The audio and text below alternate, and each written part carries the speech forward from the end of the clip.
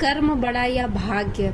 इस दुनिया में कर्म को मानने वाले लोग कहते हैं भाग्य कुछ नहीं होता, और भाग्यवादी लोग कहते हैं किस्मत में जो कुछ लिखा है होगा वही और होकर रहेगा।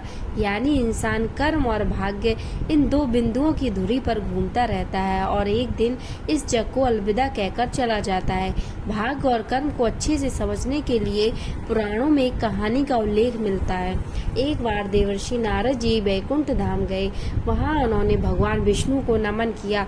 नारद जी ने श्री हरि से कहा, प्रभु, पृथ्वी पर अब आपका प्रभाव कम हो रहा है। धर्म पर चलने वालों को कोई अच्छा फल नहीं मिल रहा है। जो पाप कर रहे हैं उनका भला हो रहा है। तब श्री हरि ने कहा, ऐसा नहीं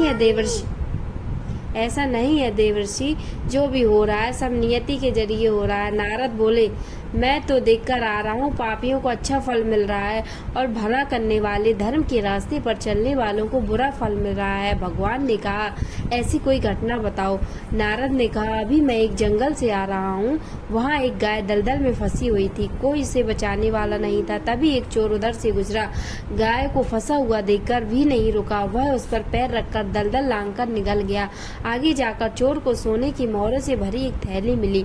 थोड़ी देर बाद वहां से एक वृद्ध साधु गुजरा। उसने उस गाय को बचाने की पूरी कोशिश की।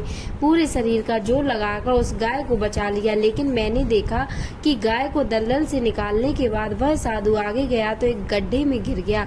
प्रभु, बताइए यह कौन सा न्याय है। नारद जी की बात सुन लेने के बाद प्रभु बोले, यह सही ही हुआ। जो चोर गाय पर पैर रखकर भाग गया था उसकी किस्मत में तो एक खजाना था, लेकिन उसके इस पाप के कारण उसे केवल कुछ मोहरें ही मिली।